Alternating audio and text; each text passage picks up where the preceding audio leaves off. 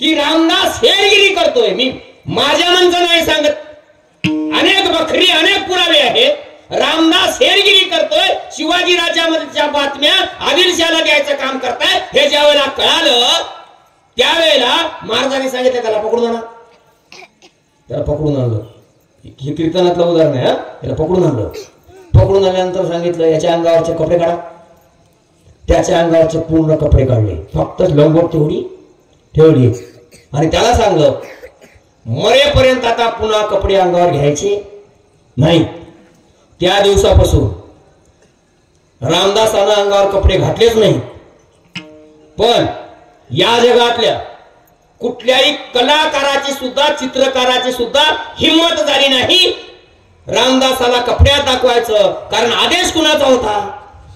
आदेश छत्रपती शिवाजी महाराजांचा होता. आणि म्हणून त्या दिवसापासून आज दिवसापर्यंत आज तारखेपर्यंत रामदास हा बिना कपड्याचा आहे. तरी पण यातल्या इतिहासकारांनी चुकीच्या पद्धतीनं रामदासाला छत्रपती शिवाजी महाराजांचा गुरु दाखवण्यात आला आणि तो आम्ही मान्य केला. याचं कारण आम्ही आतापर्यंत ऐकलं नाही, वाचलं नाही आणि म्हणून आम्ही पुस्तकं वाचायला शिकलं पाहिजे. पुस्तकातून आम्हाला सगळं काही कळत आहे. छत्रपती शिवाजी महाराजांनी लक्षात घ्या, शिवाजी महाराजांनी ठरवलं लोकांना मुक्त करायचं आहे. शिवाजी महाराजांच्या लढाया मी नाही सांगत.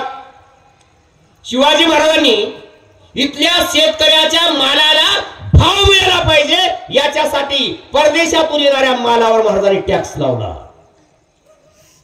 आता कुठल्या मालावर टॅक्स लागतो? सोयाबीन येण्याच्या अगोदर पाम तेल बाजारात 1000, तुरी येण्याच्या अगोदर ऑस्ट्रेलियन तूर बाजारात तयार. छान रेट, शेतीमालाचे भाव. सोनं काय रेट आहे बस? 88. चिमणीवाणी लोक बघाले त्याचा रेट कर किती आहे? 88. छान. सोयाबीन 4000. छान. मला एक सांगा बरं, 1 तोळा सोनं आणायला किती क्विंटल सोयाबीन विकावं लागेल? किती क्विंटल तुमच्याच मनाने सांगा. आता जाऊ दे ना, शिकू दे की बाकीच्या जरा. कसं आहे, शिकू दे बाकीच्या. छान. कसं आहे, अतिरेक पण होतो ना त्याच्यावर. यायला आधीच त्याला बरं वाटतंय, तू सांगलीची यायचं काम हलकं होतंय. यायला काहीच सांगावं लागणार, यायला सांगू दे ना. हे याच्या वाट्यातला प्रश्न आहे. किती क्विंटल विकावं लागते दादा? 22 क्विंटल विकावं लागते. आपण शेती करतो ना. छान. 1972 ला कापसाचा रेट काय होता काका? कोण सांगणार आहे? 1972 ला 1 क्विंटल कापूस विकला तर 1 तोळा सोनं यायचं आणि 20 रुपये शिल्लक यायचे. मी माझ्या मनचं नाही सांगत. अर्थव्यवस्था कशी बदलते बघले पाहिजे. म्हणजे सोनं यायचं 20 रुपये शिल्लक यायचे. आज सोन्याचा काय रेट आणि कापसाचा रेट काय? आणि त्यावेळेचं सोनं हे 10 माशाचं नव्हतं, 12 माशाचं होतं. 2 मासे तिकडून कमी केले. देशातली व्यवस्था मोठी गमतीची आहे. 10 ग्राम साबण कमी होते, लक्षात घ्या. आणि रेट हा वाढवला जातो. आणि असं झालं, असं होत नसतंय. शिवाजी महाराजांनी आपल्या शेतकऱ्यावर अशी अवकळा येऊ नये याच्यासाठी परदेशी मालावर टॅक्स लावला आणि आपल्या देशातल्या शेतकऱ्याच्या मालाला प्रोत्साहन म्हणून त्या ठिकाणी अनुदान द्यायचं काम छत्रपती शिवाजी महाराजांनी केलं. कारण शेतकरी जगला पाहिजे. महाराजाचं धोरण काय होतं? शेतकरी जगला पाहिजे. कारण ते नेहमी म्हणायचे हे राज्य कुणाचं आहे?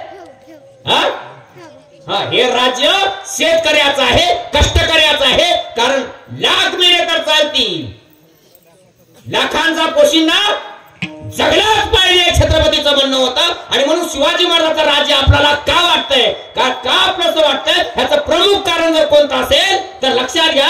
शिवाजी महाराजच एकदा घोड्यावर बसून निघाले आणि त्यावेळेला 12 वर्षाचा एक मुलगा समोर येतो, महाराजांच्या कमरेची तलवार काढतो आणि तो शिवाजी महाराजाला म्हणतो. त्याला शिवाजी महाराजाला बघितलं नाही. तो म्हणतो आहे खबरदार जर टाच मारून जाल पुढे चिंदड्या उडवीन राई राई एवढ्या. त्यानं महाराजाला कधीच बघितलं नाही. महाराजांनी त्याला विचारलं असावं, शिवाजी बघितलास काय? नाही. शिवाजी तुझा सोयर आहे काय? नाही. तरी पण तू का करतोस? तो 12 वर्षाचा पोरग कवितेत आहे. की 12 वर्षाचा पोरग उत्तर देत आहे, माझ्या राजाचं राज्य सांभाळणं हे माझं कर्तव्य आहे. आणि तिथल्या प्रत्येक माणसाला शिवाजीचं राज्य हे आपलं वाटत होतं आणि म्हणून त्याचा ते सांभाळ करत होते. आता आपल्याला आपलं वाटतंय का? अरे आपलं राज्य तर आपलं वाटत नाही, पण आपल्या गावचा रस्ता देखील आपल्याला आपला वाटत नाही. कारण एक जण रस्त्यावर जर वाटा बांधून आलं तर दुसरं त्याला म्हणतंय इथं कोण ट्रॅक्टर काय याच्यात काय हातभर पुढे नेलं तर काय अडचण नाही, आम्ही प्रोत्साहन देतो. हे राज्य आपल्याला आपलं वाटत नाही. प्रत्येकाला शिवाजी महाराजांच्या काळात हे राज्य आपलं वाटत होतं. ह्याचं कारणच एक होतं की या राज्याची आपण जे हिस्सेदारी म्हणताना ही हिस्सेदारी लोकांची होती, रयतेची होती. शिवाजी महाराजांचे एक आज्ञापत्र आहे, ते असं म्हणतात हे रयतेचं राज्य आहे. कुणाचं आहे?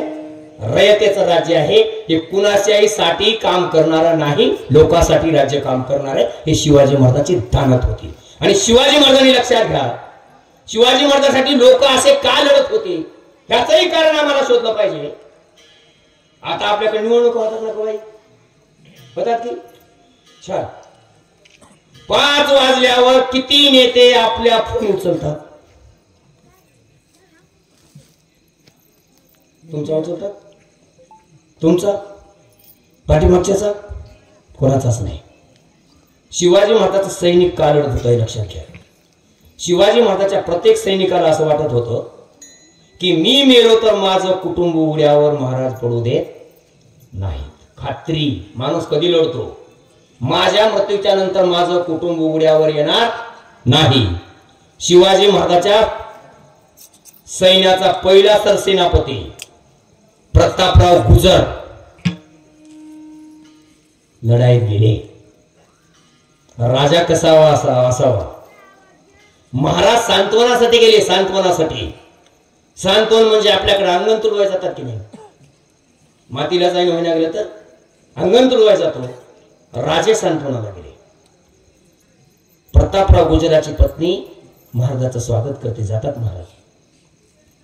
महाराजांनी विचारलं, प्रतापराव गेले? ती पत्नी काय म्हणते त्यांची? हो गेले, स्वराज्याच्या कामी आले. गेले नाही, स्वराज्याच्या कामी आले. ती म्हणते मला त्याचं काही वाटत नाही, पण अडचण अशी आहे माझी मुलगी लग्नाची आहे. महाराज काय म्हणतात? तुम्ही काळजी करू नका, तुमच्या मुलीची सोयरीक झाली. आता ती बाई माणूस ती म्हणते महाराज माझ्या मुलीचं लग्न जमले मला कसं माहित नाही आणि कुठं गेले? महाराज म्हणतात ताई साहेब तुमच्या मुलीचं लग्न मी कोणा दुसऱ्याशी नाही लावून दिलं. माझा धाकटा मुलगा राजाराम आहे ना, त्याच्याशी तुमच्या मुलीचा विवाह लावणार आहे. कारण तुमचं कुंकू हे माझ्या स्वराज्याच्या कामी आलेलं आहे आणि ज्यांनी आपलं कुंकू स्वराज्याला दान केलेलं आहे त्याचं कुटुंब मी उघड्यावर पडू देणार नाही. कारण माझे गुरु जगद्गुरु तुकोबाराय ह्यांनी मला संदेश दिलेला आहे. दया करणे जे पुत्रासी त्याची दासा आणि दासी उघड्यावर पडू देणार नाही. दुसरं उदाहरण आहे तानाजी मालुसऱ्याचं. कारण मालुसरे रणांगणात पडतात, रायबाचं लग्न छत्रपती शिवाजी महाराज लावतात. आणि मग प्रत्येकाला वाटत होतं आम्ही लढाई जर मेलो तर आमचं कुटुंब उघड्यावरती पडणार नाही. पांगिरावाडीचा पांगिरा लक्षात घ्या, 80 वर्षाचा म्हातारा आहे, त्याचा मुलगा सैन्यात आहे, तो मेला लढाई. महाराज पांगिरावाडीला गेले आणि त्याचा बाप 80 वर्षाचा बाप काठीत टेकीत महाराजा पुढे येतोय, महाराजाला प्रणाम करतोय. महाराज म्हणतात तुझा रामा नावाचा मुलगा माझ्या सैन्यात मेलेला आहे, तुला काय पाहिजे बोल. माणसं इमानदार कशी असतात? तर ते म्हणला मला काहीच नका हो, मला काहीच नका. महाराज म्हणजे माग. अरे माग राजा उभा टाकलाय. ती 80 वर्षाचा म्हातारा काठी टेकीत म्हणताय राजे मला तुम्हाला काहीही मागायचं नाही आणि मागाच जर म्हणत असाल तर माझा मोठा मुलगा रामा तुमच्या लढाईत मारला गेला आणि त्याचं सांत्वन करण्यासाठी म्हणून या पांगिरावाडीला तुमचे पाय लागले. तुम्ही एवढंच काम करा, माझा लक्ष्मण नावाचा धाकटा मुलगा आहे त्यालाही लढाईत घेऊन जा, तोही एका दिवशी मरेल आणि तुमचं पाय त्याच्या निमित्तानं माझ्या गावाला लागतील. हे 80 वर्षाचं म्हातारा म्हणतंय, ही स्वराज्याची निष्ठा आहे. त्याच राज्यात आजची जर परिस्थिती बघली तर सकाळी एका पार्टीत संध्याकाळी नाही, एका दिवशी 3 आयाराम गयाराम आपल्याकडे होता की नाही, ते आयाराम नावाचा एक माणूस होता. तो एका दिवशी त्यानं सकाळी दुपारी आणि संध्याकाळी 3 बाऱ्या पक्ष बदलले होते. तेव्हापासून म्हण पडली आयाराम गयाराम. त्याला तिकडल्या पक्षात गेला की त्याने म्हणले आयाराम, त्याला तिकून इकडे निघाला, इकडे लोक म्हणले आयाराम. हे आयाराम गयाराम जो शब्द आलाय का नाही तेव्हापासून आलाय. अरे निष्ठा नावाची गोष्ट आहे का नाही? माणसं मेली पण बेईमान झाली नाही, लक्षात आलं पाहिजे. आणि म्हणून शिवाजी महाराजाचं राज्य उभा टाकलं. कारण महाराज नेहमीच म्हणायचे शत्रू आमच्या पुढे मोठा नाही, अवघड नाही. कारण आमचे माणसं जोपर्यंत इमानदार आहेत तोपर्यंत शत्रू आमच्याशी काहीही करू शकत नाही. आणि म्हणून शत्रूची संख्या मोजण्यापेक्षा पहिल्यांदा आपल्यातल्या गद्दाराची संख्या मोजली पाहिजे, हे महाराजांचं म्हणणं होतं. आणि म्हणून महाराजाच्या सैन्यात एकही बेईमानदार राहत नव्हता, कारण इमानदारी होती. आणि म्हणून ते राज्य आपल्याला हवं असं वाटत होतं. महाराजाचा दुसरा दृष्टिकोन आहे. आपण आता सध्या महाराष्ट्रात एकच जिल्हा लई चर्चेत आहे. कोणता दादा? बीड. काय लई चांगल्या कामासाठी आहे का? नाही, बीड लई चर्चेत आहे, लई चर्चेत. नुसते फोनच चौकशाच. महाराजाचं धोरण काय होतं?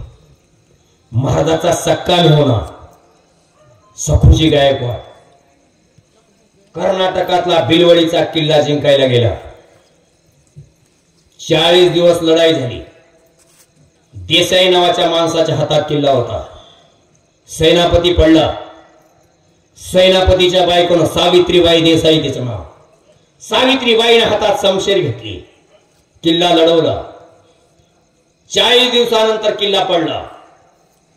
सखुजी गायकवाड थोडं 40 दिवसानंतर किल्ला जिंकल्यामुळं विजय उन्माद, आणि विजय उन्मादाच्या भरात सखुजी गायकवाड आणि त्या स्त्रीचा विनयभंग केला. महाराजाला बातमी कळाली. राजा कसा असावा? आज जर असे प्रकार केले तर आजचा लोकप्रतिनिधी पोलीस स्टेशनला फोन करून सांगतो आमचा कार्यकर्ता आहे. सांगतो नाही हे का होतंय? जबरी अत्याचार लोकांवरती का होतात? ह्याचं कारण आहे गुन्हेगाराला राज आश्रय मिळतो. गुन्हेगार माफियागिरी करतात, डॉनगिरी करतात आणि त्याच्यामुळे राजाचा आश्रय मिळतो. हे एकमेकाशी साठलोट झालेलं आहे. आणि म्हणून शिवाजी महाराज काय करतात बघा, किल्ला जिंकल्याची बातमी शिवाजी महाराजाला कळत आहे आणि विनयभंग झाल्याची बातमी कळत आहे. तो सखुजी गायकवाडला वाटतंय मी एवढा मोठा किल्ला जिंकलेला आहे, आता महाराज येतील, माझा सन्मान करतील, मला नव पदक देतील, मला शाल देतील, मला श्रीफळ देतील, मला एखादी जहागिरी देतील आणि माझा सन्मान करतील, असं त्या ठिकाणी सखुजी गायकवाडला वाटतंय. पण तार तार तार महाराज येतात आणि महाराजांनी आल्यानंतर महाराजांनी पहिल्यांदा सांगितलं याला अटक करा. सखुजी गायकवाडला अटक केलं आणि अटक केल्यानंतर सांगलं याचे हात पाय तोडा, ह्याचे डोळे काढा. महाराजांनी मारून का टाकलं नाही? महाराजांनी सांगितले याचा चौरंग करा आणि याला राजवाड्याच्या पुढे बसवा. कारण लोकांनी याच्याकडे बघल्यानंतर लोकात प्रचंड दहशत बसली पाहिजे किंवा शिवाजी महाराजांच्या राज्यात बारीकडे जर वाकड्या नजरेने बघण्याचा प्रयत्न जर कोणी करेल तर त्याचे हात पाय तोडल्या जातील. तो राजसत्तेच्या कितीही जवळचा असला तरी तोडल्या जातील. म्हणून लोकांमध्ये एक वेगळी गुन्हेगारामध्ये जळप बसवली होती. ज्या दिवशी गुन्हेगार मोकाट सुटतात त्या दिवशी राजआश्रय त्याचा चालतो आणि सामान्य जनता भरडल्या जाते. पहिल्यांदा शिवाजी महाराजांनी अशा गुंड माणसाचा बंदोबस्त केला जे पुंड पाळेकर आहेत त्यांना ताब्यात घेतलं, त्यांना कोठडी दाखवली आणि प्रजेला मुक्त वातावरण दिलं. पहिल्यांदा प्रजा मुक्त झाली. महाराजांच्या काळातली परिस्थिती काय आहे? शेतकऱ्यांना आपलं काय वाटतंय? शिवाजी महाराजांचं सैन्य टिकून आलंय. शेतकरी हे दिवस असं. आता टाळक्या कापायचे दिवस आलेत ना जवळ. जेव्हा येते टाळक्या छान. शेतकरी झाडाखाली जेवायला बसलाय, तिकून सैनिक आले. त्याने बघितलं, त्या शेतकऱ्याने हातातली भाकर टाकून दिली. त्याला माहित होतं सैन्य मोगलाच आहे. आता माझं अख्खं शेत घोड्याच्या टापाखाली संपून जाणार आहे. हातातली भाकर टाकली. बांधाला सैनिक आले. ज्या वेळेला बांधावर शेतकऱ्याचा सैनिक आलं त्यावेळेला चमत्कार जगातला पहिला होता. घोड्यावरचा एक एक सैनिक खाली उतरतोय, घोड्याचा लगाम आपल्या हातात धरतोय आणि बांधानं घोडा पलीकडे नेतो. हे शेतकऱ्यांनी चित्र पाहिलं. कारण महाराजांचा आदेश होता, ज्वारीच्या कणसाला आणि भाजीच्या देठाला सुद्धा शेतकऱ्याच्या हात लावतात तर हात कलम केल्या जाईल. हे महाराजांचा आदेश होता. आजची परिस्थिती काय आहे? तुरी आपल्या घरी असणारी भावशास्त्र की व्यापाऱ्याच्या घरी गेल्यावर? व्यापाऱ्याच्या घरी गेल्यावर छान. मला एक मुद्दाम प्रसंग आठवतो. दिल्लीमध्ये शंभू रोडवरती लोक आंदोलन करतात. शेतकरी 750 शेतकरी मारल्या गेले. मागणी काय होती? हमी भाव. हमी म्हणजे आम्ही तरी कधी याचा अभ्यास केला. हमी म्हणजे कशाला म्हणतात ते? MSP आणि MRP. MSP आणि MRP शेती करताना छान गंमत आहे. MSP म्हणजे minimum support price. Minimum, maximum नाही. कमीत कमी, बघा लक्षात घ्या, कमीत कमी आमच्या मालाला भाव मिळाला पाहिजे याला म्हणतात मिनिमम सपोर्ट प्राइस. आणि हा भाव ठरवला जातो शेती करणारा आणि त्याला लागणारी साधनं येटू तर शिटू म्हणतात. या पद्धतीने शेतीमालाचे भाव ठरवले जातात. शेतकऱ्यांनी हमी भाव मागितला आणि दुसरं काय मागितलं? शुद्ध बियाणं, चांगलं बियाणं. आणि तिसरं मागितलं शेतीला चांगले कीटकनाशक. तुम्हाला इंडियन माहित आहे की नाही? इंडियन लई जुनं औषध आहे. मी लहान होतो त्यावेळेच इंडियन लई खतरनाक औषध. एक टप्पन जर बकेटात टाकलं तर पाकिट सगळं पांढरं राहायचं, चक्क आया खलास. इंडियन सरकारने इंडियन आता ठेवले का? इंडियन बंद केलं. औषध गेले वागव, पण औषधानं ब्रँड कायम ठेवले. आताही लोक कोणी औषध पिऊन मेलं तर म्हणतात इंडियन पिऊन गेले म्हणतात की नाही? अरे ब्रँड त्यानं कायम ठेवलं ना. काय ब्रँड असेल लक्षात घ्या. इंडियनच्या नुसत्या वासानं माणसं मरत गेले. आता पिचकारीला कट्टाळून लोक तंबाखू तसेच खात्यात. तरी काय होईना, प्रॅक्टिकल करू नका कोणी, पण पिलं तर चक्कर सुद्धा येईना औषध. मला कधी कधी वाटतंय अरे या बळीराजाला औषध म्हणून पाणी विकताना लाज कशी वाटत नाही कंपनीला? लक्षात घेतलं पाहिजे. आणि शासन सत्तेला, कारण या दोघांची भागीदारी आहे हे आपल्या लक्षात आलं पाहिजे. म्हणजे औषध आम्हाला बनावट, बियाणं बनावट. आणि एक तुम्हाला विचारतो, स्वातंत्र्याच्या 75 वर्षाच्या कालखंडात एका तरी बोगस औषध विकणाऱ्याला फाशी झाल्याची नोंद? खोटे बियाणे देणाऱ्याला अजिबात नाही. मग याचा अर्थ काय? देश कुणाचा आहे? आम्ही नेहमी म्हणतोय देश कुणाचा आहे. ते आपलं काय माहितच आहे आपल्याला, ते आपलं आहे ते माहित आहे. तरी पण स्वातंत्र्याचे 75 वर्ष झालं आम्ही दिल्लीहून लाल किल्ल्यावरून भाषण ऐकतो. शेतकरी या देशाच्या अर्थव्यवस्थेचा कण आहे. कण आहे. भारत हा कृषि प्रधान देश है। सभी मेरे किसान भाइयों और बहनों, सभी मेरे किसान भाइयों और बहनों, हाँ, कपास को दुगुना भाव उत्पन्न होना कि नहीं, गन्ने को भाव होना कि नहीं, आम्हाला वाटलं काहीतरी बदल होते, वाटतंय की नाही? लावलं की चुना? मी एका दिवशी पोस्ट केली, 800 रुपयाचं पोटॅशचं पोत 1700ला झालं आमचा दुप्पट भाव. अरे हमी भाव लक्षात आला पाहिजे. शिवाजी महाराजांनी पहिल्यांदा लोकांना हमी उत्पादनाची गॅरंटी दिली. शिवाजी महाराजांचे आज्ञापत्र आम्ही काढून वाचले नाही.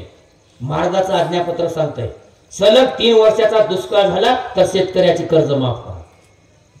महाराजांचं आज्ञापत्र सांगतंय दुसऱ्याही वर्षी आणखी जर पाऊस नाही झाला तर शेतकऱ्याला नव्यानं कर्ज द्या, त्याला बैलजोडी घेऊन द्या, दर्जेदार बियाणं द्या. एवढंच नाही तर त्याला पुढचं तारण येईपर्यंत त्याची वसुली थांबवा. सातत्यानं दुष्काळ पडत असेल नवं कर्ज द्या, जुनं माफ करून टाकून द्या. ह्याचं कारण छत्रपती शिवाजी महाराजांवरती अभंग त्या कर्जाच्या वह्या बुडवणाऱ्या तुकाराम महाराजांच्या विचाराचा प्रभाव होता आणि म्हणून छत्रपती शिवाजी महाराज हे शेतकऱ्याशी प्रामाणिक राहत होते. छत्रपती शिवाजी महाराजांनी शेतकऱ्याला आपल्या तळहातातल्या फोडासारखं जपलं होतं. महाराजाला माहित होतं. महाराजाचं आज्ञापत्र सांगतंय चिंचचे झाडं वापरायचे नाहीत. पहिले लोक म्हणतात ज्यानं चिंच लावी त्यानं खाईलच याची गॅरंटी नाही, कारण त्याला चिंचा लागायला पहिलं, आता नाही, पहिलं बरेच वर्ष लागायचे. म्हणजे तरुणपणात चिंच लावलेला माणूस तर नक्कीच चिंच खानसाची झाडं, कारण हे झाडं उभं करायला एक एक पिढी शेतकऱ्याची बर्बाद व्हावी लागते. तेव्हा कुठं झाडं उभा टाकतात आणि म्हणून ते म्हणतात गलबतासाठी जर झाडं लागत असतील तर ती वाळलेली झाडं वापरावी, शेतकऱ्याची जबरदस्ती करू नये. महाराज सांगतात आज्ञापत्रात. महाराज म्हणतात तुम्ही जर तुमची गवताची गंजी असेल तर त्या गवताच्या गंजीच्या सोबत राहणाऱ्या राहुट्यातील दिवे संध्याकाळी बंद करा, कारण तेलाच्या आशेनं उंदीर वाती पडेल आणि पेटलेली वाती जर त्या ठिकाणी गंजी त्या बनबीला जाऊन जर लागली तर तुमचं वैरण जळेल आणि तुमचं वैरण जळल्यानंतर गुरं तुमचे घोडे उपाशी मरतील. लेकरासारखी काळजी याच्या पुढे जाऊन सांगता तुम्ही तुमच्या घोड्यांना वैरण किती आहे हे बघून टाका, कारण तुमच्या पुढचं वैरण संपेल. तुम्ही शेतकऱ्याकडलं वैरण जबरदस्तीने आणताल आणि लोक म्हणतील शिवाजीच्या राज्यापेक्षा मोगलाई बरी होती असे लोक म्हणतील. असं शिवाजी महाराजांची सक्त ताकद होती. पोटच्या पोराप्रमाणे प्रजेची काळजी करणारा राजा कोणता असेल तर तो फक्त छत्रपती शिवाजी महाराज होते. आणि तुकाराम महाराज ज्यावेळेला सांगायचे, तुकाराम महाराजांनी ज्यावेळेला बघितलं तुकार हे आपल्याला का सांगावं लागतं ह्याचं कारण जर आपल्याला शोधायचं असेल तर या ठिकाणी आपण बऱ्याचदा म्हणतो काही वेळेला असं असतंय की अंतिम टप्प्याची वेळ येते आणि त्यावेळेला माणसाचा संयम सुटतो. ज्या वेळेला धर्मसत्ता समाजाचं शोषण करायला लागली, राजसत्ता समाजाचं शोषण करायला लागली त्यावेळेला तुकाराम महाराजांना लोकांनी विचारलं तुकाराम महाराज तुम्ही एवढं कडक का बोलले, तर तुकाराम महाराजांनी त्यासाठी या अभंगाचा पहिला चरण निवडलेला आहे.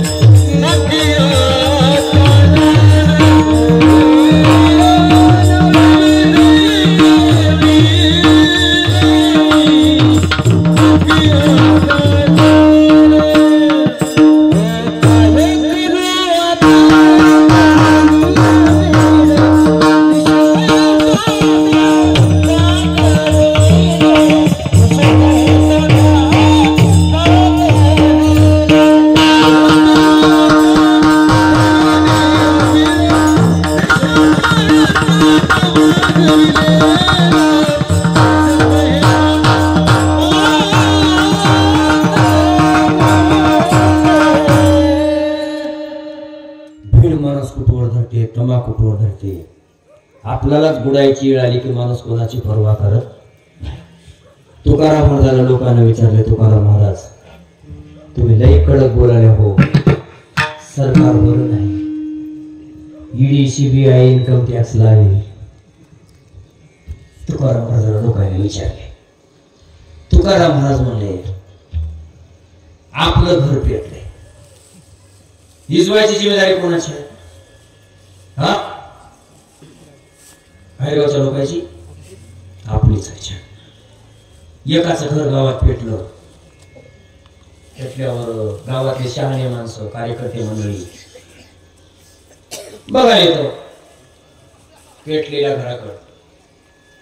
त्याच गावातला एक येड आहे, त्या येड्यानं हातात बादली घेतली, खांद्यावर घागर घेतली, विहिरीचं पाणी आणणार पेटलेल्या घरावर फेकाले सातत्यानं.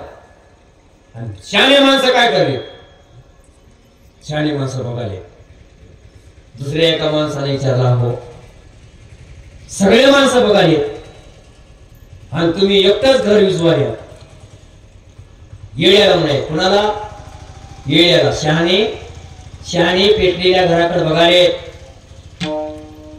येड्यानं म्हणलं, उद्या ह्या गावचा इतिहास लिहिला जाईल. या गावचा 6वी शिवधर्म परिषद कुठं जाती? इतकाच जाती, याच खाली जाती की नाही? याच खाली जाते 6वी शिवधर्म परिषद. त्याच वेळेला मला पहिला नाही वारी बघायला मिळाली.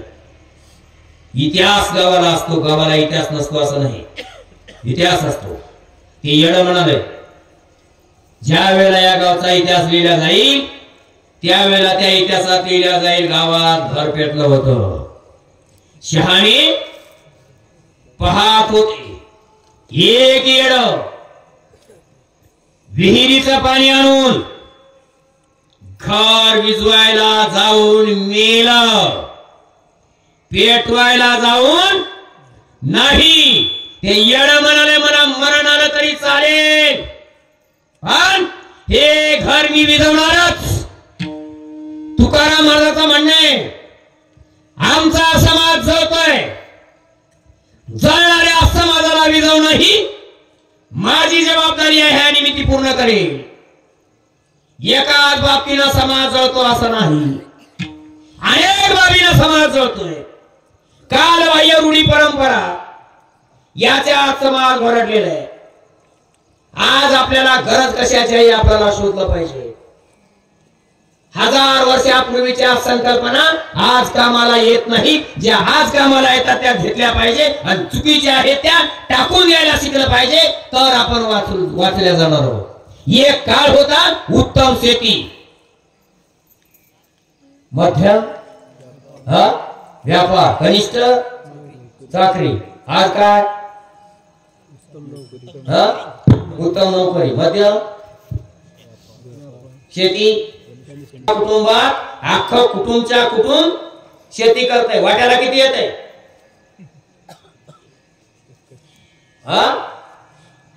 20-20 गुंठे. तरी आपण म्हणतो वडिलाचं वाकळ टाकता येत नाही. लक्षात घेतलं पाहिजे. कालबाह्य साधन वेळीच सोडून दिले पाहिजे. 2 मांजराची मारामारी लागली. एका मांजरानं दुसऱ्या मांजरीच्या शेपटाला चावा घेतला. शेपटी अर्धावर तुटली. शेपटी मांजरीच्या पाठीमाग ते लोळत आली. मांजरानं बघलं 1 दिवस, 2 दिवस, 3 दिवस, 4 दिवस शेपटी दुरुस्त बसते काय बघितलं. आणि एका दिवशी मांजराच्या लक्षात आलं ही शेपटी आता दुरुस्त होत नाही. आणि मांजराने एका दिवशी ती अर्धवट तुटलेली शेपटी आपल्या दातात धरली आणि कचकन म्हणून फेकून दिली. म्हणजे ही शेपटी जर माझ्या कामाची राहिली नसेल तर हिला मी संघ वागवणार नाही. मांजराला कळालं, पण आम्हाला कळलं आहे की बाबा आज नवयुगात काय चाललंय आणि आज काय करावं लागतंय ह्याचा शोध आम्ही घ्यायला तयार नाही. 3 भाऊ 1.5 एकर मध्ये शेती. अरे पंजाबचं वातावरण जर बघितलं तर पंजाबामधला एक माणूस जर शेती करत असेल आणि 3 जर उद्योग धंदे करत असतील तर त्या ठिकाणी पंजाबचा माणूस जगभर गेला, आमचा माणूस गावातच थांबला. तुम्हाला नांदेड किती येते? 80 कसं येते? देवगुरु 80 आहे. छान 85 छान. मला एका माणसाचा सत्कार करायचा कीर्तन झाल्यावर आपल्याला यश आलं आहे आपल्याकडे. अजून नांदेडला कोण गेलेलं नाही. इमानदारीने एका जणांना हात वर करा, तुम्हाला कधीच कोणी सत्कार केला नसेल. तू नको माहिती इकडे रोग यायला झाला इंजेक्शन तू पाहिजे. कारण कसे सरकारी दवाखान्यात गेले की बिनरोगी बी माणूस म्हणते डॉक्टर साहेब मला एक टोचाची म्हणते, ते म्हणते तुला काही झालं नाही, काही झालं नाही, फुकट औषधी सगळे ना. त्याच्यामुळे असं नाही. मला तुम्हाला एकच विचारायचं आहे बाबा, लक्षात घ्या, अजून नांदेडला कोण गेलं नाही? एकदा कोणते छान गेले नसले तर तुम्ही गेले नाही का? खोटं सांगताय? हैदराबादला गेले. हैदराबादला वा बरं आहे, तिथं मोठ्या गावाला गेले, अभिनंदन त्यांचं. मला काय लक्षात, ते मोठ्या गावाला गेले.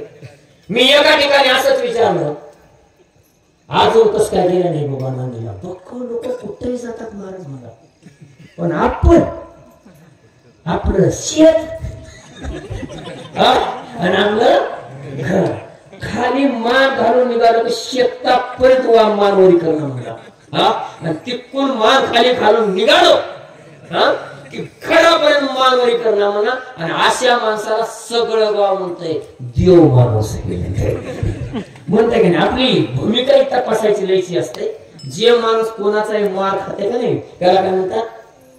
देव माणूस आहे म्हणतात. आणि जे कोणी माणूस आरलाकार म्हणजे उद्धटपणा नाही प्रश्न विचारते त्याला म्हणतात पोरगं बिघडले म्हणतात की नाही. मग आम्हाला ठरवलं पाहिजे, गोष्ट लक्षात घ्या, आपण कुठं जगतोय, काय करतोय. तुमच्या गावात ते रगा विकणारे लोक येतात की नाही? येतात की एकच रग 2-4 घड्या टाकतात, गुत्ता म्हणतात की नाही? गुत्ता सांगतात ना, एकच टॅक्टच भरी असते बघा. तर मला सांगा, तिथे येऊन इथं तुमच्या गावात येऊन ते नगदी विकतात की उधारी? नगदी विकणार, उधारी विकतात. छान. आणि आपल्याकडे असं भशितात आपल्या डोक्यात, यायचा पैसा म्हणजे बालाजीचा पैसा असते. छान. म्हणजे कोणी बोलूच नाही. आपली नियत आपल्या संस्कार कसे पडतात? उधारी विकते. बरं त्याच्या गावात कोणी भावकीच आहे का? काय सोयरा? ह्या गावात त्याचा सोयरा नाही, या गावात त्याच्या भावकीचं नाही, त्याची बहीण नाही, तरी हे गीत कसं विकून जाते? मारुतीच्या पारापाशी ते नेमका प्रमाणे येते बघा, येते की नाही? उधारी विकते. मला सांगा ते एवढी हिंमत कशी करते? त्याचं या गावात कोणीच नाही तरी ते इथं उधारी विकते. आपल्याला एवढाच विचार करावा लागणार आहे दादा हो, त्याच्या गावात जाऊन आपण नगदी तरी विकायची कधी हिंमत ठेवली काय? अजिबात नाही. आपण गाव सोडलं नाही, गावची सीमा सोडली नाही, गावाच्या बाहेर गेलो नाही. अरे तिरुचिरापल्लीपर्यंत छत्रपती शिवाजी महाराज गेले. 1 महिना त्या ठिकाणी श्रीशैलमला छत्रपती शिवाजी महाराजांनी मुक्काम केला.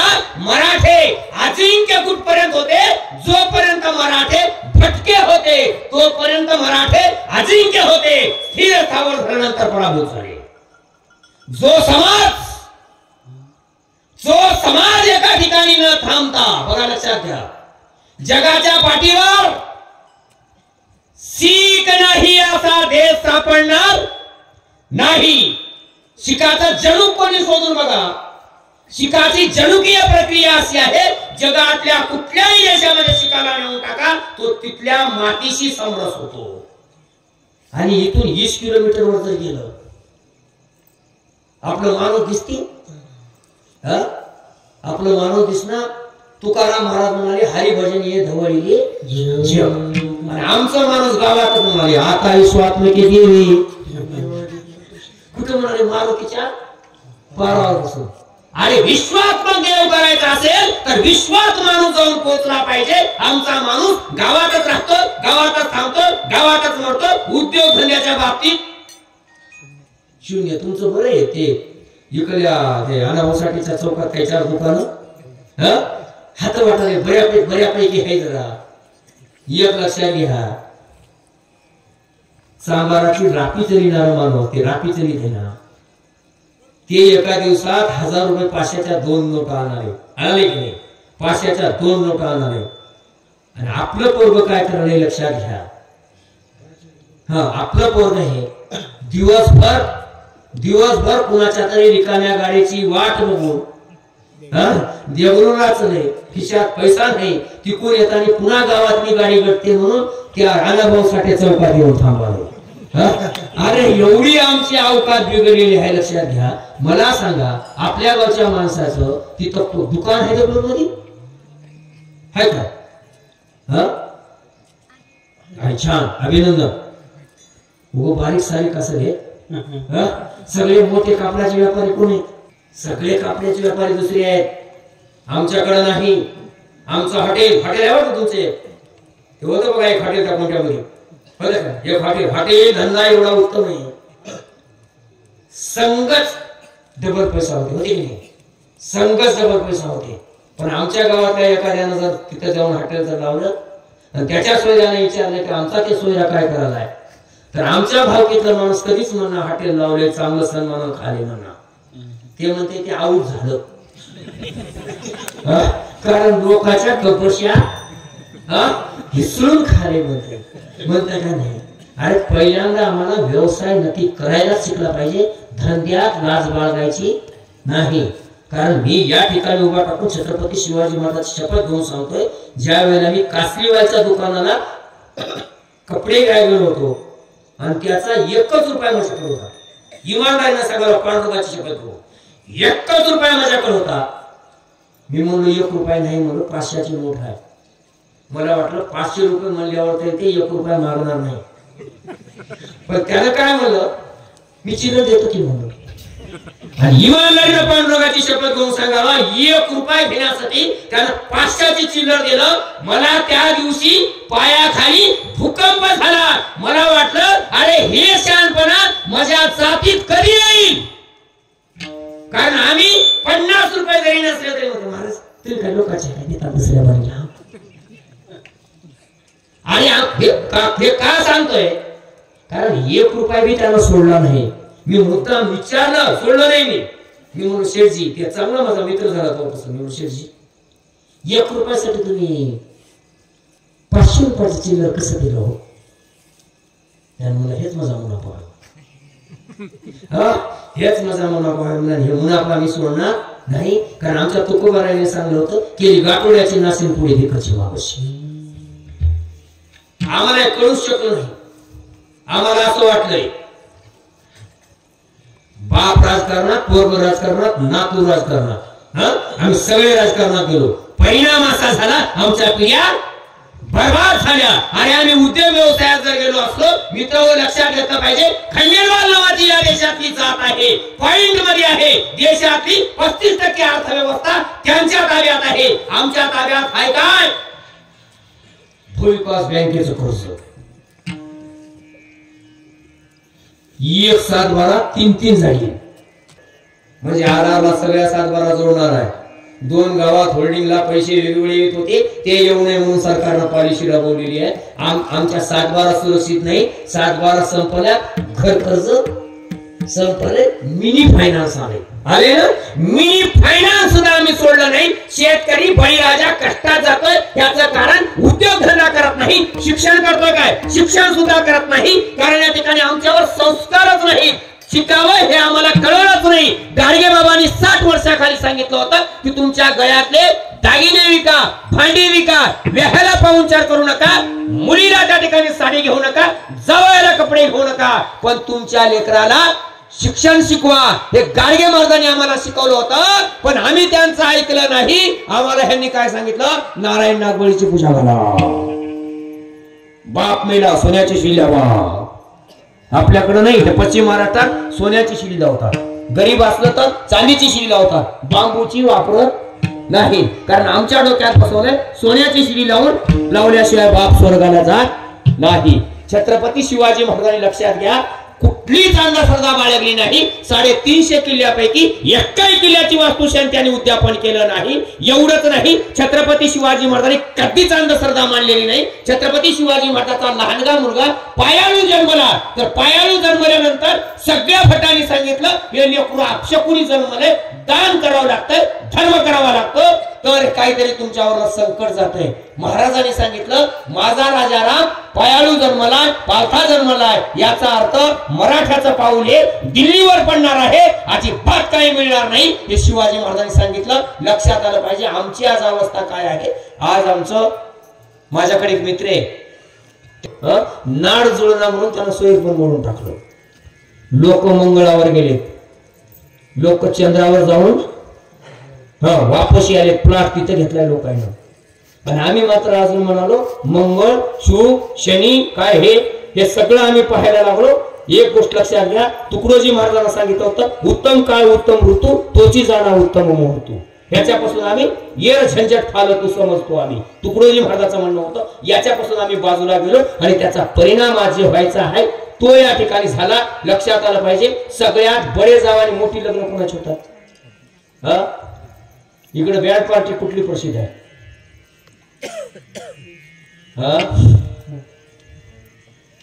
बँड पार्टी असं कसं होत? पोर आणून बडता बसतात. तुमच्याकडे नसलं तर बरं आहे, आमच्याकडे ते बारडची बँड पार्टी आणावं लागतं. आहे ना, डीजे आहे, बँड पार्टी आहे, काय आहे ते आहे, लक्षात घेतलं पाहिजे. हे सगळं खारीला लग्न होत. तुम्ही इमानदारीने विचार करा, किती बामणाच्या पोरीचे लग्न झालेले आपल्याला कळते. मी नाव घेऊनच सांगाल. किती व्यापाऱ्याच्या मुलीचं लग्न झालेलं आपल्याला कळतंय. उन्हाळा भर सीझन हाणतात आणि लग्न केव्हा करतात? पावसाळ्यात. आमच्या घरी पेरणी आणि त्याच्या घरी लग्न, आणि तेच आम्हाला म्हणते पाटील लग्नाला आले नाही. कशाला येते? आमची पेरणी त्याच लग्न. किती दिवस आम्हाला हे करायच्या. लक्षात आलं पाहिजे.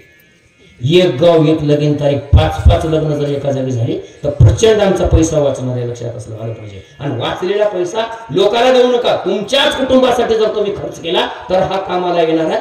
आम्ही लक्षात घेतलं पाहिजे. यार त्याच्या जातीमध्ये पुतणीचं लग्न झालेलं काकाला कळणार, आणि त्या काका विचारते रमाकांत पल्लवीचं लग्न झाले की काय? बघा, पल्लवीचं लग्न सख्या काकाला माहित नसते, आणि आमचं लग्न म्हणजे 2 एकरचा मंडप, हाय मोठा डीजे, छा.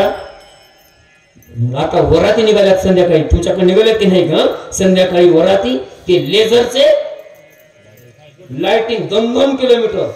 मग आता लोक म्हणील ना याच्याकडे काय कमी आहे म्हणून, म्हणील की नाही. हे सगळं जे आपलं चालू झालंय ते अधोगतीचा प्रकार आहे. आमचं कॉलर टाईट व्हायला तयार नाही. बघा, लक्षात घ्या. पोरं सुद्धा एवढे बिघडले, एका पोराला वावर आहे 20 गुंठे, आणि त्यानं गाडीवर लिहिले पावर आहे तर वावर आहे म्हणून. तुमच्या इथे कोणी लिहिले की नाही मला माहित नाही. वावर आहे तर पावर आहे म्हणून लिहिले. लक्षात आलं पाहिजे. ही आमची परिस्थिती आम्हाला बदलावं लागणार आहे. कारण बाबासाहेब आंबेडकर म्हणाले होते कलेक्टर तहसीलदार ह्या मोक्याच्या आणि माऱ्याच्या जागा आहेत, त्या आपल्या ताब्यात घेतल्या पाहिजे. आम्ही आज चुकतोय. गावात घर नाही, रानात शेत नाही, दिल्लीपर्यंत गेले, आणि आमच्याकडे सगळं असून आम्ही या गावात थांबलो. याचं कारण आम्ही येणाऱ्या काळाचे पावलं ओळखले नाहीत, आणि म्हणून पावलं ओळखायला शिकले पाहिजेत. प्रचंड पुस्तकाचं नॉलेज असलं पाहिजे. लक्षात आलं पाहिजे. उद्याची लढाई लढायची असेल तर कालबाह्य शस्त्रानं लढाई लढता येत नाही.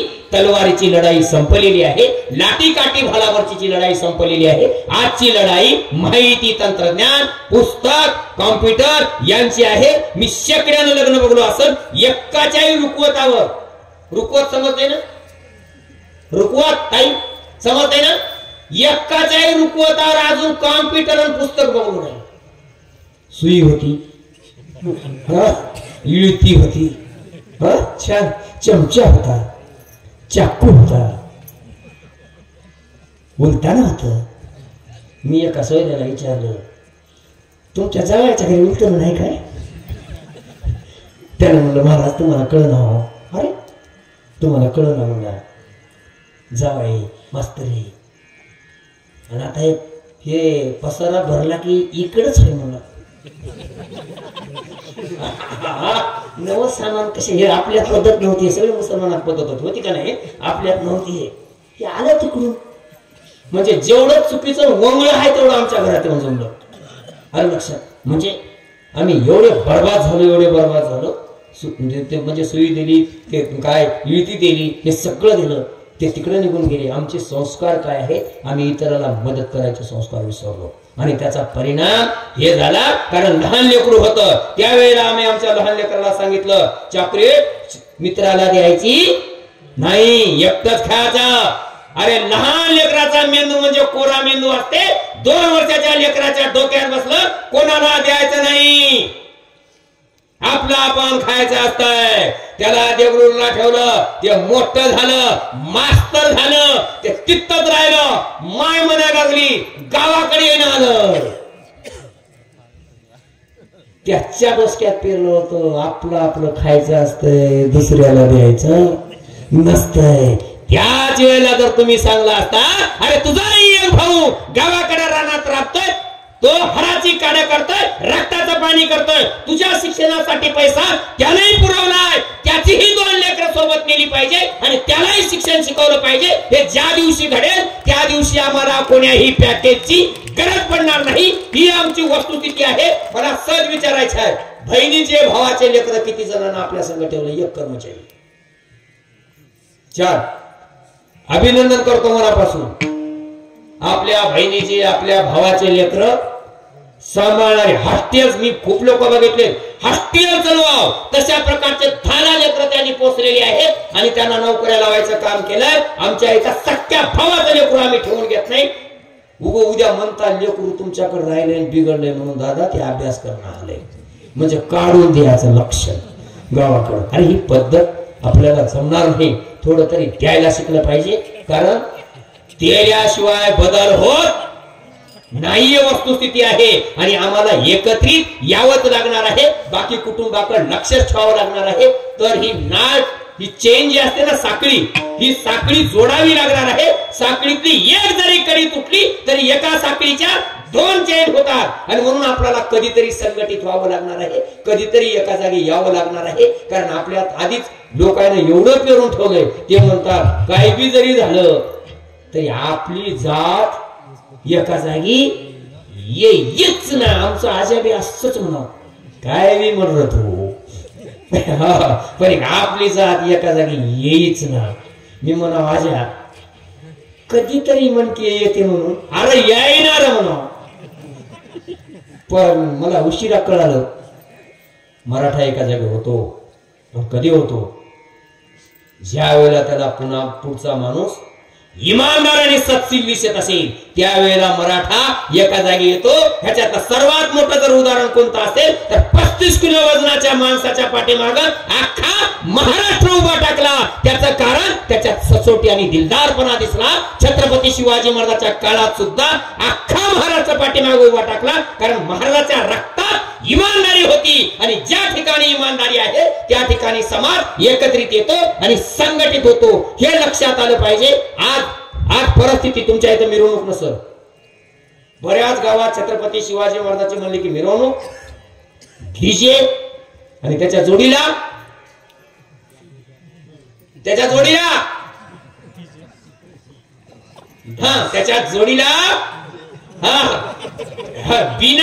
बघा लक्षात घ्या बिना डीजेची मिरवणूक शिवाजी महाराजांची जोपर्यंत होणार नाही. डीजे मुक्त शिवजयंती साजरी झाली की आपली प्रगती व्हायला वेळ लागत नाही. डीजे आला की दारू आली. 19 तारखेला 7 वाजता 75% लोकांच्या भगव्या झेंडे लावलेल्या गाड्या बार आणि धाब्याच्या समोर उभा टाकलेल्या असतात आणि झेंडा मात्र शिवाजी महाराजांचा लावलेला असतो. आमचं म्हणणं एकच आहे अरे तुला जर या ठिकाणी पथ्य पावता येत नसेल तर महाराजाचा झेंडा तरी लावायचा नाही. आपल्याकडे पद्धत आली धाब्याला हॉटेलला सुद्धा रायगड राजगड शिवनेरी छान. अरे कुठून पद्धत आली? पहिल्यांदा आमच्या तरुणांनी धाब्याला असे नाव देणाऱ्याचा धाबा पहिल्यांदा उद्ध्वस्त करायला शिकला पाहिजे. रायगड काय तुझ्या बापाची जहागिरी नाही, कारण जगातला सर्वात मोठा अभेद किल्ला जर कोणता असेल तर तो रायगड आहे. आणि अशा किल्ल्याचा अवमान करण्याचा अधिकार कोणालाही नाही, हे लक्षात आलं पाहिजे. आणि म्हणून आपण ठरवलं पाहिजे की आपल्याला एका योग्य दिशेनं जायचंय. तुकाराम महाराज असं म्हणतात की अरे ते उत्तर बोले स्वामी सवे धीट नीट जीवे होऊन या. पहिल्यांदा आम्हाला येईल त्या ताकदीनं, मिळेल त्या गतीनं पुढे जायला शिकलं पाहिजे, अन्यथा काळ माफ करणार नाही. लक्षात आलं पाहिजे, काळ कधीच कुणाला माफी करत नाही. जसं पुढे वळण असते ते तर रोडवर लिहिलेलं असते, पुढे वळण आहे, वाहने कशी चालवा, सावकाश चालवा. पुढे काय आहे, वळण आहे. बोर्ड फक्त इशारा करायचं काम करतो, बोर्ड स्टेरिंग वळवत नाही. एखादं लावलेलं असतंय ते म्हणतंय बोर्डानं सांगलं म्हणून स्टेरिंग वळव असं काही नाही. पलीकड 200 फुटाची खोल दरी असतंय आणि त्याच्यात जाऊन पडताय. दुसऱ्या दिवशी पेपरला बातमी येत आहे. अरे म्हणून लक्षात घेतलं पाहिजे, साधू संतांनी सांगितलं आम्ही मार्गदत्त आहोत, मोक्ष दत्त नाही. आपला उद्धार आपला लाच करावा लागणार आहे. कोणी आकाशातून येईल आणि आमचा उद्धार करील हे आम्हाला डोक्यातून काढून टाकावं लागणार आहे, तर आम्ही सुधारणार आहोत. अन्यथा आमचं प्रत्येक ठिकाणी अधपतन झाल्याशिवाय राहणार नाही. ते एक जण लोटा तुमच्याकडे आले की नाही, आले की छान. हे आलं कुणी कोण लक्षात आलं पाहिजे. संकट चतुर्थी, वैभव लक्ष्मी, कोकळा वर्त, तांबे गुरुवार, पांढरे शुक्रवार हे कुठून आले, कोणाच्या डोक्यातून आले आम्हाला समजलं पाहिजे. गाडगे महाराज नेहमी म्हणायचे, गाडगे महाराजांचं नेहमी म्हणणं होतं अरे कोणी कोणाला जर मुक्ती दिली असती तर कुणाचा उद्धार झाला नसता, प्रत्येकाला प्रत्येकाचा उद्धार करून घ्यावा लागतंय हे गाडगे महाराज म्हणायचे. आणि तुकाराम महाराज शेवटच्या चरणामधून सुद्धा तेच सांगतात.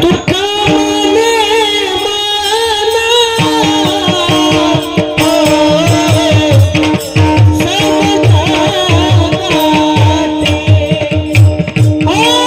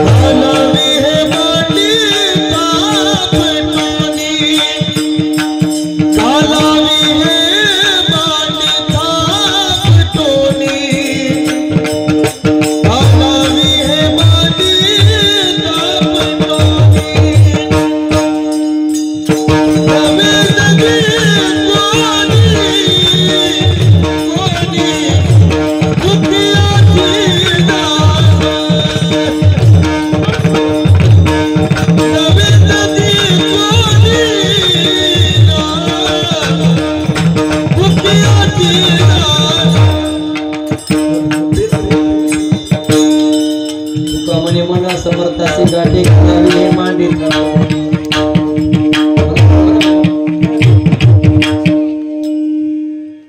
शत्रू जर मोठा असेल तर लढायची तयारी मोठीच करावी लागते. तुकाराम महाराज म्हणाले लय दांडग्या ताकदीशी जर लढायचं असेल तर तयारी आधी आपल्याकडे आधीच म्हणतात. सश्याच्या शिकारीला निघालं तर वाघाच्या शिकारीचं साधन जवळ लागते. महाराजाला लिहायला अडचणी आल्या. शूद्र म्हणून महाराजाला लिहिता आलं नाही. काळ आज बदललाय. आजच्या काळात आपल्याला शिकता आलं नाही. पहिल्या पिढीला शिकता आलं नाही. दुसरी पिढी तयार झाली. गाडगे महाराज नेहमी म्हणायचे तुला साहेब नाही होता आलं तरी चालल पण साहेबाचा बाप हो. साहेब नाही होता आला चालत पण साहेबाची माय हो. आणि ते कुठेतरी आपल्याकडे कमी पडलं.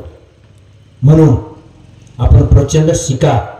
कारण शिक्षण हे शेवटी शिक्षणच आहे. मला शिकता नाही आलं. 4थी पर्यंत शिकलो. रामायण वाचायला शिकलो. शाळेचा राजीनामा दिला आणि कळालं. लोकांचं ऐकून कळालं.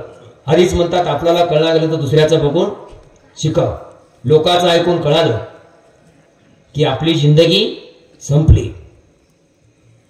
एक साधं पत्र वाचून द्यायला सुद्धा एक भारा आपल्याकडून लाकडं फोडून घेतल्याची उदाहरण आहेत. शिक्षणी काय ताकद आहे आपल्याला नाही कळालं. उशिरा कळालं तरी पण त्याची अंमलबजावणी जर करायची असेल तर ठरवलं शिकवायचं. बरेच लोक मलाही म्हणायचे आता का म्हातारा तर परीक्षा द्यायला होणारच काय पोरायला म्हणायचं. लग्न करायचं बक्की म्हणायचं. मी एकच ठरवलं होतं हे तर कधी बी करायचे. पण चांगलं होतं साहेब नाही झालास तर चलन पण गावाकडे येत असते वेळी माणूस बनून आला पाहिजे एवढीच आपली अपेक्षा होती. माणूस बनून. आणि मित्र हो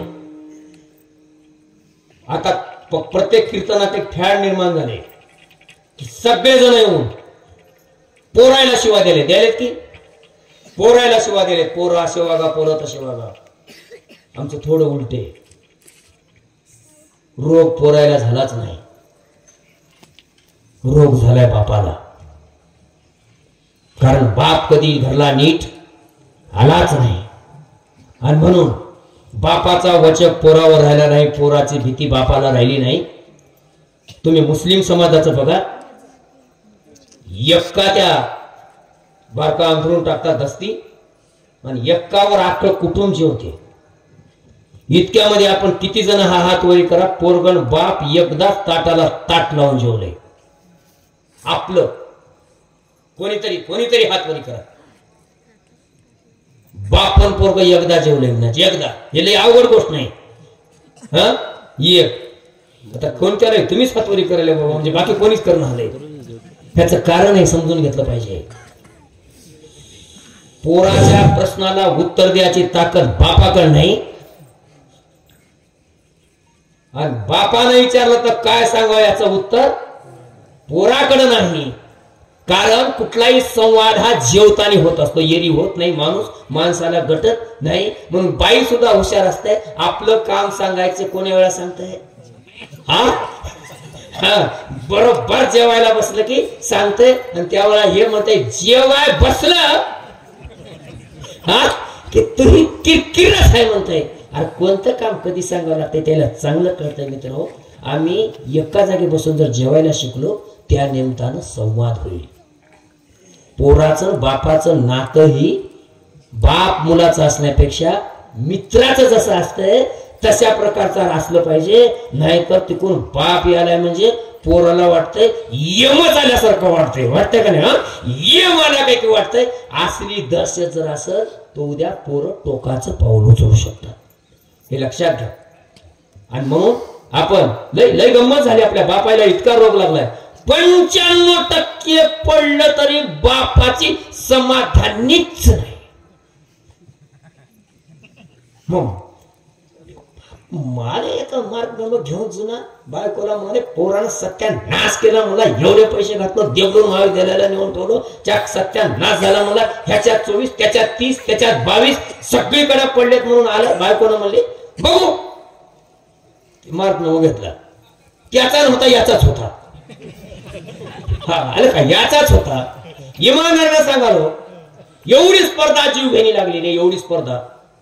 या स्पर्धेत टिकायचं असेल, मला माहित आहे पोरात किती ताकद आहे ते, फक्त तुमच्या या शिकणाऱ्या पोराच्या पाठीवर एकदा शाबासकी थाप आणा आणि त्याला लढ म्हणून सांगा, शेवटच्या क्षणापर्यंत लढताय एवढी ताकद तुमच्या पोरामध्ये आहे. फक्त बळ द्यायचं काम आहे, बळ बळ, फक्त बळ दिलं पाहिजे. एक्का मार्कानं माझा मुलगा 2 वर्षाखाली नापास झाला. हाईन पावसाळ्याचा दिवस, एक्का मार्कानं नापास झाला की चक्कर आली, खाली बसला.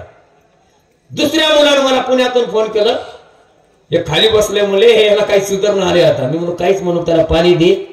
मी अजिबात फोन केला नाही, कारण आपण केलं की दबाव वाढतंय. फक्त मेसेज पाठवला, अरे पहिल्याच प्रयत्नात एखादं जर यश मिळेल तर त्या यशाची किंमत राहत नाही, आणि म्हणून वाघाच्या तोंडातली जीव हसून काढावं लागतंय. तशा पद्धतीचं संघर्ष करून जे यश मिळाले त्या यशाचं मोल असतंय. म्हणून आपल्याला एकच ठरवलं पाहिजे, एका मार्कानं तू नापास झालास ना म्हणजे तुला कळालंय की आता यश लांब नाही, आपण फटीला शिवायला तयार होतो. तितक्यात आपली शिकार झाली, पुढच्या बारला आपण ताकदीने यशस्वी होऊ. मित्र हो, एका गोष्टीवरती राज्यातून EWS मधून पहिला याचा मान मिळाला, एका शब्दानं. नाही तर बाप म्हणते किती दिवस तुला पैसे देऊ, डोक्यातून काढून टाकून द्या दादा. पोरं आपले खूप ताकदीत आहे. तुम्ही पुण्याला कधीतरी जाऊन बघा, सगळ्यात जास्त जर स्पर्धा कोण करत असतील तर ती आपली पोरं करतात, आणि कुठल्याही सिक्युरिटी शिवाय करतात. ते अत्यंत महत्वाचं आहे. आणि त्याच्यामुळं या गावात क्लास 1 अधिकारी आहेत का? छान. आपल्याकडं परिस्थिती अत्यंत विचित्र आहे. आंबेजोगाईमध्ये एका गलीत 5 झेज आहेत, 5 झेज एका गलीत. आपली अवस्था अत्यंत बिकट आहे. आणि म्हणून आपल्याला उद्याच्या लढाईची शस्त्रसज्जता जर करायची असेल तर उद्याचीच साधनं लढली पाहिजेत. राजर्षी शाहू महाराजांनी किल्ल्यावरच्या तोफा वितळविल्या आणि शेतकऱ्याला नांगर बनवून दिला. कारण आता तोफा कामाच्या राहिल्या नाहीत, नांगर पाहिजे शेतीला. आणि म्हणून आपण बी ठरवलं पाहिजे, पुस्तकाचं कपाट गावात वाचनालय आहे वाटतं, है ना? छान. लोक वाचतात की नक्की? मला तर असं बातमी कळाली, मी गावात आल्या चर्चा केली, तुम्ही आल्या नव्हत्या. लोक वर्तमानपत्र वाचतात का? ते म्हणजे वाचतात. काय वाचतात? ते म्हणजे रतन खत्रीचा ओपन आणि क्लोज वाचायला जातात. ही आपली अवस्था आहे मित्र हो. वर्तमानपत्र वाचायला शिकलं पाहिजे, पुस्तक वाचायला शिकलं पाहिजे. कारण पुस्तकामुळे क्रांती घडते, ही वस्तुस्थिती आहे. आपण याला शोधलं पाहिजे. कारण तुकोबारायचं म्हणणं आहे, तुका म्हणे म्हणा पाहिजे अंकुश, नित्य नवा दिवस जागृतीचा. प्रत्येकाच्या आयुष्यात जागृतीचा क्षण येत असतो, आणि ते आणण्यासाठी आपण खूप ताकदीनं लढा केला पाहिजे. आणि सडून मरण्यापेक्षा लढून मरणे हे कधीही चांगलं असतंय. आणि हेच आम्हाला शिकवलंय. तुम्ही छान प्रकारची छत्रपती शिवाजी महाराजांची जयंती अतिशय उत्तम पद्धतीची साजरी केली ना. आता उद्यापासून संतोष महाराज एक जिजाऊची फोटो आणि एक समयी, कारण किमान यांना कळलं की जिजाऊ कशा होत्या ते. छान. हा तिकडे इथं आपल्याला ज्योत लावायची. छान. बरं, ज्योत लावून रीतसर उद्घाटन करून कीर्तनाला उत्तम पद्धतीची सुरुवात करणे अतिशय महत्वाचं आहे. कारण एक चांगलं पाऊल आहे. आणि आता जसे आपण अखंड हरिनाम सप्त्याचे वर्ष मोजतो का नाही, तसं शिवजन्मोत्सव वर्ष कितवं? आता हे पहिलं आहे ना. आता हे पहिलं म्हणजे आता हे थांबणारच नाही. कारण का याच्यामुळे काय होतंय, याच्यामुळे समाजात एकोपा वाढतो, लोक एकत्रित यायला शिकतात. आणि तो दिवस पवित्र असतो की ज्या दिवशी आम्ही सगळ्या जातीची सगळ्या धर्माची माणसं एका सतरंजीवरून बसायला शिकलो. त्या दिवशी तो दिवस म्हणजे तुका म्हणे जन्म आल्याचे सार्थक ही वस्तुस्थिती आहे आणि या लोकांनी आपले तुकडे तुकडे तुकडे करून टाकले, ते पुन्हा जोडावे लागणार आहेत आणि ते एकत्रित यावं लागणार आहे. आपली सगळी ताकद त्या ठिकाणी आपापसात झगडण्यात भांडण्यात जाते. ती जर थांबवली तर आपल्या एवढा बलवान कोणीच नाही. कारण कुत्रा म्हणतंय मी एकादशी काशीला जातो म्हणते. पहिल्यांदा त्याला अडवं त्याची जातभाई येते. म्हणून हे जर चित्र थांबलं तर आपण एवढी अजिंक्य आहोत, जगातली कुठलीही ताकद आपल्यासाठी अवघड नाही. एवढं काम आपण शिवचरित्रामधून करणार आहोत आणि अतिशय चांगली गोष्ट आहे की आपण शिवाजी महाराजांचा जन्मोत्सव साजरा केलाय. शाळा चांगली आहे ना? शाळा चांगली आहे म्हणून खिचडी कशी केली याला भांडायला जाण्यापेक्षा गुरुजी शाळेत देतात की नाही, शिकवतात की नाही. आणि बऱ्याच बापाचं दुर्भाग्य मी वाचलेलं आहे. बापाला विचारले पोरग कितवीला आहे, ते पोराला विचारते कितवीला आहे सर. म्हणजे ही आपली परिस्थिती आहे, लक्षात आलं पाहिजे. पोरग काय करताय, काय शिकताय अजिबात माहित नाही. ते थोडस लई नाही, थोडस आपण हे करायला शिकलं की आपलं हित आता लांब नाही. विठोबा रखुमाई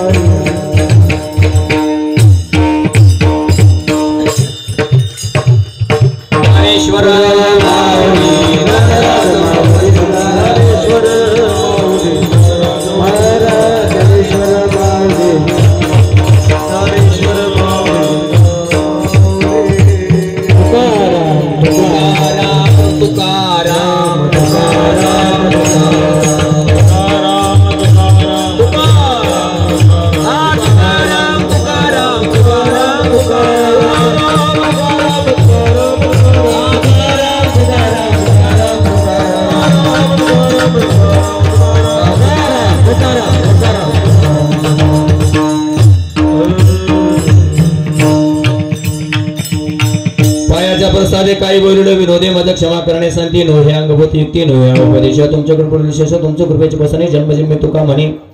ही येडी वाकडे कीर्तन रूपी सेवा तुमच्या समस्त भाविकाच्या चरणी समर्पित केलो आणि सांगलेलं एवढं जसंच्या तसं स्वीकारावं असा काही माझा आग्रह नाही. पण जेवढं काही तुम्हाला योग्य वाटत असेल तेवढं स्वीकारावं आणि स्वीकारून याच मार्गाने जर आपण पुढे गेलो तर नक्कीच आपल्या सगळ्याचं कल्याण होईल. मासाहेब जिजाऊकडून आपल्याला उदंड प्रेरणा मिळावी, आपलं आयुष्य वाढावं, निरोगी वाढावं, हे सगळ्यात महत्वाचं आहे. आयुष्य वाढावं, निरोगी वाढावं, आपण खूप वैभव संपन्न व्हावं आणि एक चांगलं आदर्श मॉडेल म्हणून तुम्ही सगळे आम्ही जगावे एवढीच अपेक्षा मी या जिजाऊच्या चरणी या ठिकाणी व्यक्त करतो. तुम्ही सर्व गावकऱ्यांनी येडं वाकडं कीर्तन ऐकलं, सुंदर अशा प्रकारचं चाली वगैरे म्हणल्या. तसं तर मी काही कीर्तनकार नाही आणि मला गायला तर अजिबात येत नाही, कारण वाकुडे की नीट ह्या पद्धतीनं आपण जाण्याचा मार्ग धरलाय. पण एवढं मात्र नक्की आहे 1998 पासून आपल्या विचाराची धार आपण अजिबात बदलू दिली नाही. कारण का आपला मार्ग ठरलेला आहे, ठरलेल्या मार्गाने आपल्याला जायचं आहे. परिवर्तन हे अटळ आहे आणि परिवर्तन करणाऱ्या लोकच त्या ठिकाणी काहीतरी करू शकतात. आणि म्हणून आज दुसरी एक महत्वाची गोष्ट आहे, पंढरपूरच्या विठ्ठलाच्या मंदिराच्या विरोधात आपल्याला माहित असावं गावकऱ्यांना, आपण सगळे वारकरी आहोत. पंढरीच्या विठ्ठलाचं मंदिर आणि विठोबा पुन्हा एकदा बडव्यांच्या ताब्यात जावं यासाठी तामिळनाडूचा खासदार डॉक्टर सुब्रमण्यम स्वामी यांनी मुंबई हायकोर्टामध्ये त्या ठिकाणी मुंबई कोर्टामध्ये याचिका दाखल केलेली आहे. आणि म्हणून कुठलाही कीर्तनकार याच्यावर बोलायला तयार नाही, कारण अनेक वर्षाच्या जुलमी जोखडातून विठ्ठल मंदिर बडव्याच्या ताब्यातून डॉक्टर भारत पाटणकर यांनी मुक्त करायचं काम केलेलं आहे. ते पुन्हा एकदा आपल्या ताब्यात घेण्यासाठी जोरदार प्रयत्न चालू आहे. आपण सगळे त्यांची आज गुलाम झाल्यासारखी परिस्थिती आहे आणि अत्यंत चुकीच्या वैदिक मंत्रांनी पांडुरंगाची पूजा केली जाते आहे. आणि त्या ठिकाणी वारकऱ्याच्या म्हणजे संतांच्या अभंगातून पूजा झाली पाहिजे ही मागणी जी होती ती कोर्टानं मान्य केलेली आहे। पण पुन्हा एकदा त्या ठिकाणी आपली सत्ता असावी यासाठी प्रचंड ताकदीनं न्यायालयात उभा टाकलेले विरोधी बाजू मांडायला कोणी तयार नाही। तोडके मोडके आमच्यासारखे जेवढे जमते तेवढे 10-12 जण एकत्रित येऊन याचिकेचा प्रतिवाद करणं चालू आहे। उद्या जर कधी रस्त्यावरची लढायची वेळ जर आली तर आपण सर्वांनी विठ्ठल हा आमचा वार करायचा आहे आणि तो वार करायच्याच ताब्यात राहिला पाहिजे याच्यासाठी आपण सगळ्यांनी वेळ प्रसंगी जन आंदोलन उभं करण्याची तयारी ठेवावी एवढीच मी या ठिकाणी विनंती करतो आणि या कीर्तन रूपी सेवेला याच ठिकाणी पूर्ण विराम देतो। विठ्ठल जय जय